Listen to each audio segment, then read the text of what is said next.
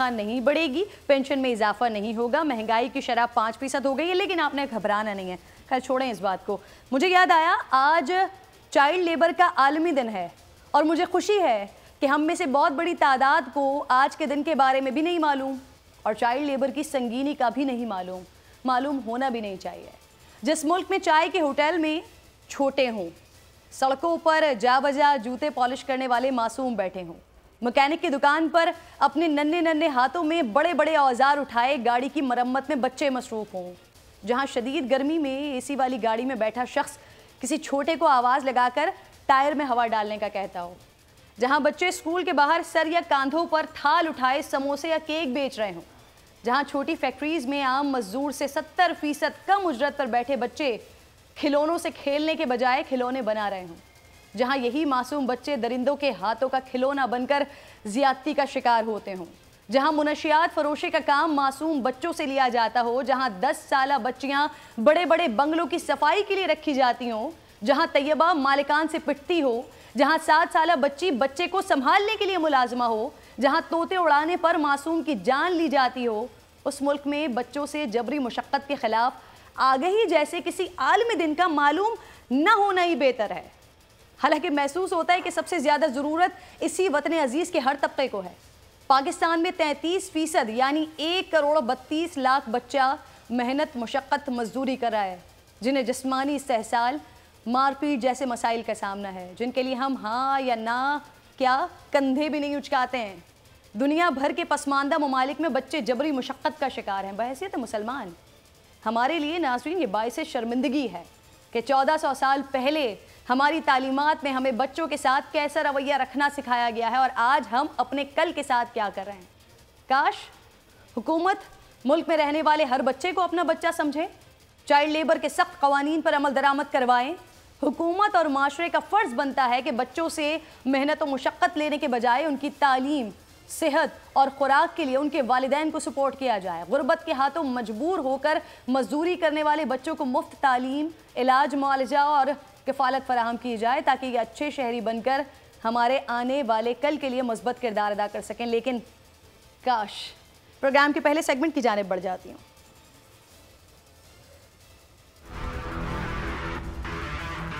Budget 2020-21 कारोबार को नाकामी से बचाने और गरीब आवाम को मुश्किलात से निकालने के लिए तैयार किया गया है और मुझे ये ऐलान करते हुए खुशी हो रही है कि हमने इस बजट में कोई नया टैक्स नहीं लगाया। आम खरीदार के बगैर शनाख्ती कार्ड की ख़रीदारी की हद 50,000 से बढ़ाकर 1 लाख रुपए करने की तजवीज़ की है। पाकिस्तान की गरीब आवाम की सेहत से मुतल्लिक़ अखराजात को कम करने के लिए कोरोना वायरस और कैंसर की डायग्नोस्टिक किट्स पर आयद तमाम ड्यूटीज़ और टैक्सेस को ख़त्म करने की तजवीज़ दी जा रही है। ऐसे ही जेनेटिक मसाइल में मुब्तला बच्चों के लिए खसूसी फूड सप्लीमेंट्स, परहेज़ी फूड यानी डाइटिक फूड की तमाम दरामदी मरहले पर तमाम ड्यूटीज़ और टैक्सेस से मुस्तशना करार देने की तजवीज़ दी जा रही है। पाकिस्तान तहरीक इंसाफ की हुकूमत ने अपना दूसरा बजट पेश कर दिया है। नाज़रीन, अवाम को सहूलत देने के लिए कोई नया टैक्स नहीं लगाया गया, मगर तनख्वाहदारों को परेशान करने के लिए सैलरी में भी कोई इजाफा नहीं हुआ है। पेंशन भी जहां थी वहीं की वहीं है। अलबत्ता सिगार, सिगरेट, तंबाकू नोशी करने वाले, एनर्जी ड्रिंक्स, डबल कैबिन गाड़ियां, ये सारी चीज़ें महंगी कर दी गई हैं। दिल्ली सरकार ने कुछ सस्ता भी किया है। मोटरसाइकिल, रिक्शा और मकामी मोबाइल सस्ते हो जाएंगे। प्रॉपर्टी का काम करने वालों के लिए भी बड़ा रिलीफ दिया गया है। साथ ही अब घर खरीदने पर पैसे कहां से आए ऐसा कोई सवाल नहीं किया जाएगा। खरीदारी पर शनाख्ती कार्ड की शर्त 50,000 से 1 लाख कर दी गई है। साथ में महंगाई कम करने का वादा भी मुफ्त में कर लिया गया है। मगर हमारे यहाँ तो उसूल वही वाला है, वो वादा ही क्या जो वफा हो जाए। खैर उम्मीद हमेशा अच्छे की रखनी चाहिए। अल्लाह करे कि महंगाई में कमी हो जाए। हुकूमत ने FBR वसूलियों का तखमीना 49 खरब 63 अरब रुपए लगाया है।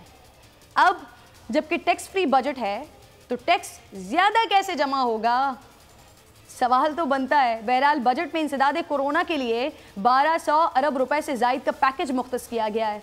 वफाकी हुकूमत के अस्पतालों के लिए 13 अरब रुपए मुख्तस किए गए। छोटे कारोबारी अफराद के 3 माह के बिजली के बिल हुकूमत अदा करेगी। केमिकल और रबड़ समेत 20,000 अशिया टैक्स से मुस्तस्ना करार दी गई हैं। मकामी सनतों की ड्यूटी 12 से कम करके 6% कर दी गई है।